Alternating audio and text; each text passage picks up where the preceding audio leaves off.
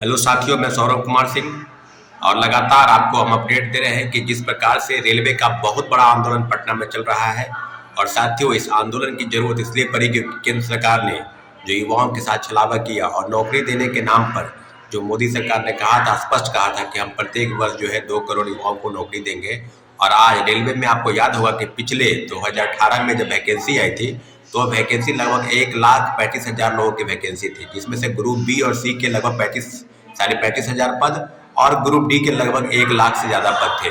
और सब मिलाकर जो रिजल्ट को लेकर जो बातें थी कि एक लोगों का रिजल्ट कई जगहों पर दिया गया और इस रिजल्ट में काफ़ी खामियाजी थी। इसी जनवरी के महीने में एक भयंकर विजन आंदोलन पटना सहित देश के तमाम राज्यों में चला और तब आकर सरकार के पास ये हम लोग समझौता किए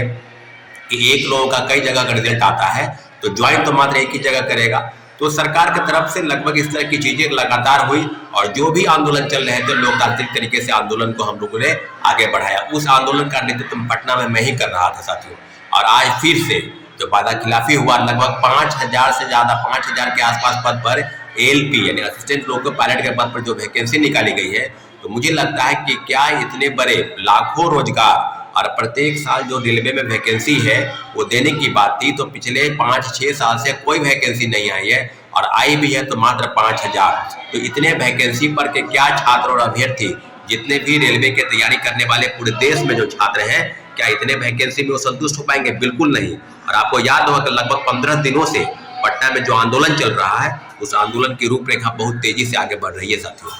आज पटना में भी आंदोलन चल रहा है, सारे शिक्षक जितने हैं सब सहयोग कर रहे हैं और जितने भी छात्र अभ्यर्थी हैं सब पटना के मुसल्लापुर हाट से होकर भिकना पहाड़ी और आदि आदि जगहों पर ये प्रोटेस्ट जो है हजारों की संख्या में शिक्षक अभ्यर्थी छात्र अभ्यर्थी जो है रेलवे की तैयारी करने वाले हजारों की तादाद में शिक्षक छात्र अभ्यर्थी उतरे हैं। मुझे लगता है कि मैं केंद्र सरकार से मेरा मानना है कि केंद्र सरकार जल्द से जल्द